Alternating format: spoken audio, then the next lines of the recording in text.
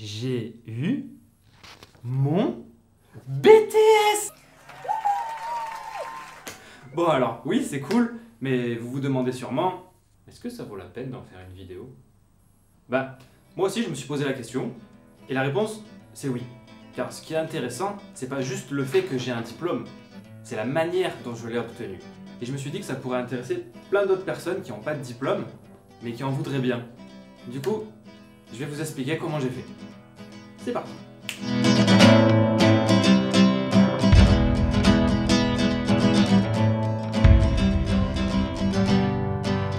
Alors, pour se remettre dans le contexte, je rappelle que, personnellement, je n'aime pas l'école.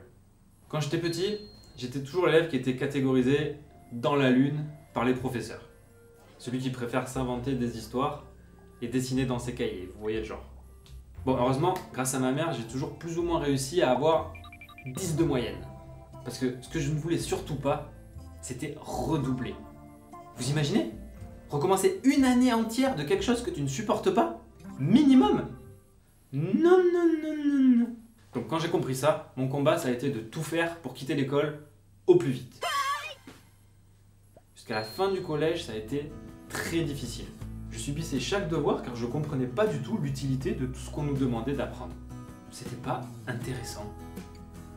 Pour moi, la vision d'une bonne école, ça serait des cours qui t'inspirent. Autant que des vidéos YouTube ou que certaines émissions. Et surtout, qui prennent en considération le talent de chacun pour le développer. Or, le système éducatif actuel ne fonctionne pas du tout comme ça. On ne t'apprend pas à montrer ton originalité, au contraire, on t'apprend à être un robot qui mémorise ce qu'on lui dicte. Donc, ne pouvant pas changer le système, j'ai décidé de jouer le jeu. Pendant les cours, je mettais donc ma créativité sur pause. Je n'avais plus de personnalité. Mon seul but, c'était de retenir. Retenir tout ce que disait le prof pour me mettre à réfléchir comme lui, pour pouvoir le réécrire à sa manière dans les contrôles. Et bien vous savez quoi? Ça a marché. Je me suis mis à avoir des bonnes notes. Si bien que les profs ont soudainement dit que j'avais de très bonnes capacités et que je devais continuer ainsi en lycée général. Ce que je me suis fait une joie de ne pas faire. Car en réalité, mon but à ce moment-là, c'était de devenir auteur de bande dessinée. Je voulais apprendre ce métier en intégrant l'école supérieure d'Angoulême. Une école qui t'apprend ta passion. Ça me tentait. Sauf que la condition d'entrée, c'était d'avoir un bac. N'importe lequel. Alors je me suis dit, si c'est n'importe lequel, autant choisir le plus simple. Et le plus simple, ce n'est pas la filière générale, c'est la filière professionnelle. C'est donc avec pour seule motivation d'en finir rapidement avec le lycée que je me suis inscrit en bac pro. Cursus, système électronique numérique, option audiovisuel multimédia. Pourquoi celui-ci? Je trouvais que ça sonnait bien. Et effectivement, il se trouve que ce bac était tellement plus abordable qu'un bac classique que j'ai été propulsé meilleur élève de toute la classe. Les derniers me traitaient même d'intello. Intello? Moi? Heureusement, je me suis aussi fait des amis qui me comprenaient. Et ensemble, on l'a décroché ce foutu bac. Et avec mention, s'il vous plaît. Si vous aussi vous cherchez un bac abordable, je vous le recommande. Bref, c'est donc ici que j'aurais dû partir pour la super école d'Angoulême. Sauf qu'entre-temps, j'avais pu rencontrer de vrais auteurs de BD qui m'ont annoncé une triste vérité. C'est que les éditeurs, qui représentent un peu tes futurs patrons, se fichent bien de tes diplômes. Ce qu'ils jugent, c'est tes histoires. Et c'est tout. En plus, je crois que l'école durait 5 ans. Et 5 ans à passer un diplôme sans savoir s'il va être utile, c'est long. Du coup, plutôt que de perdre encore du temps, je me suis dit que j'allais plutôt utiliser ces années pour écrire ces fameuses histoires qui me tiennent à cœur. Et c'est ce que j'ai fait. J'ai pris un boulot à mi-temps dans un magasin pour entrer dans le marché du travail, et l'autre moitié du temps, je dessinais, j'écrivais, j'imaginais, je créais. Dès que j'étais bloqué sur quelque chose que je ne savais pas faire, j'apprenais à le faire dans des livres ou grâce à YouTube. Et avec cette hyper-stimulation, j'ai fini par produire encore plus de choses que ce que je pensais à la base. Entre autres, des scénarios, des jeux, des inventions, des sites internet, une web-série, un film, une entreprise et une chaîne YouTube. Bref, ça, c'est des sujets dont je parlerai dans mes autres vidéos.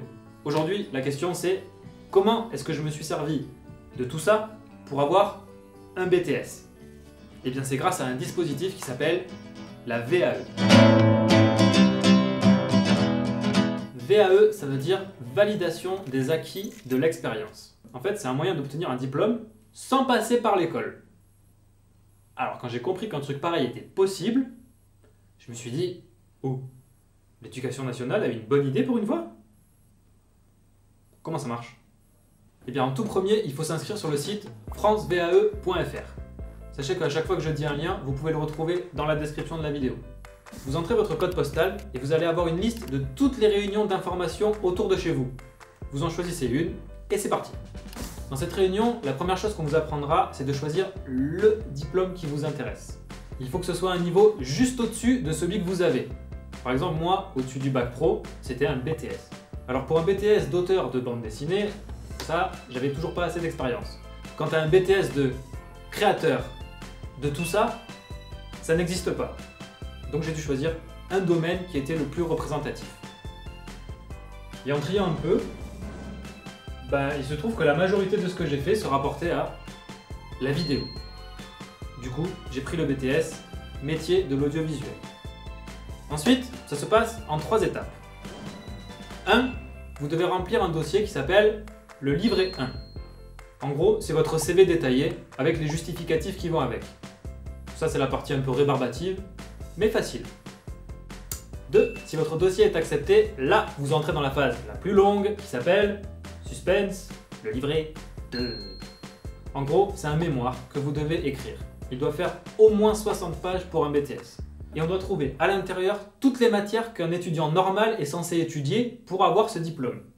Donc, du technique, mais aussi du français, de l'anglais, de l'histoire, de la géographie, des mathématiques. Alors là, vous vous dites, mais j'ai jamais appris ça en dehors de l'école. Mais en fait, si. Parce que pour le français, si vous pouvez écrire un beau mémoire sans faute d'orthographe, c'est bon. L'anglais, si certains des logiciels que vous utilisez sont en anglais, c'est bon. L'histoire, si vous pouvez écrire l'historique de votre entreprise, c'est bon. La géographie, idem avec une carte des lieux où vous intervenez.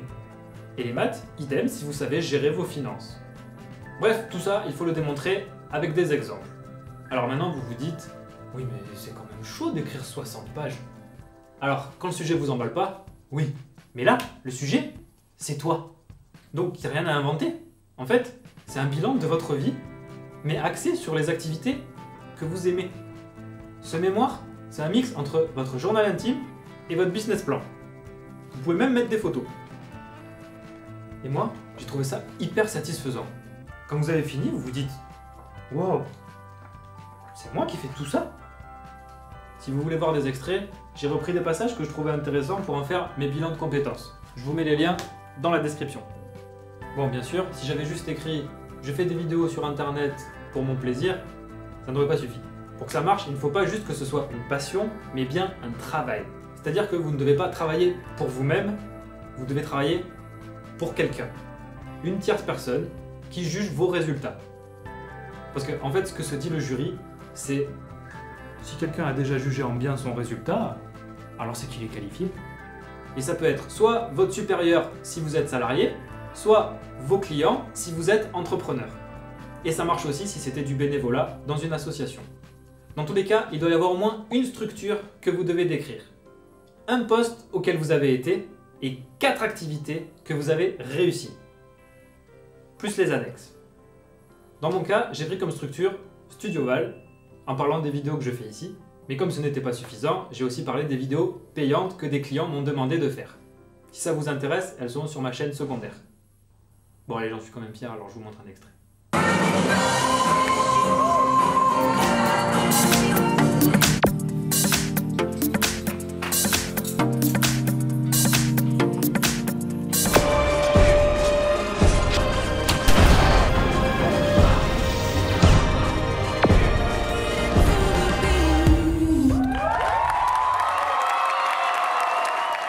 Et étant donné que j'ai aussi été chargé de la post-production dans une association qui s'appelait Artifilm, eh bien j'ai choisi ça comme deuxième structure. En axant mes propos sur le fait qu'on avait réalisé un film entier. Parce que ça, c'était un projet de malade, mais qui est réussi. Donc voilà, en fait ce mémoire, c'est l'histoire de ces deux projets qui sont bien présents sur YouTube.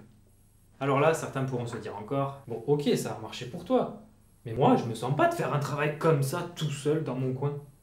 Et je vous répondrai encore une fois, mais mes cocos, si vous voulez être accompagné, c'est possible. Parce qu'ici, vous avez le choix de l'accompagnement. Si oui, vous avez droit à des séances collectives, mais aussi individuelles, avec un professeur de votre matière qui vient vous aider à trouver vos sujets et à vous relire. Donc ça, c'est du pain béni. Bon, sauf que c'est payant. Ça coûte entre 600 et 1170 €. Ah, je le savais, ça marche que si tu payes en fait. Oh, du calme. Justement, non. Si vous êtes demandeur d'emploi, un financement total vous est accordé par la région. Si vous êtes à votre compte, c'est la Chambre des métiers qui paye. Et si vous êtes salarié, c'est à voir avec votre employeur. Bref, vous ne déboursez rien de votre poche. Et sinon, vous pouvez aussi vous débrouiller tout seul.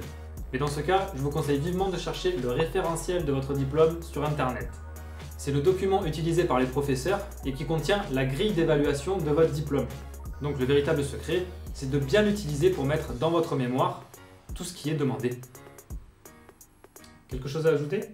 Et voilà, du coup tu peux tricher. Tu peux très bien raconter n'importe quoi que tu n'as jamais fait et personne va aller vérifier.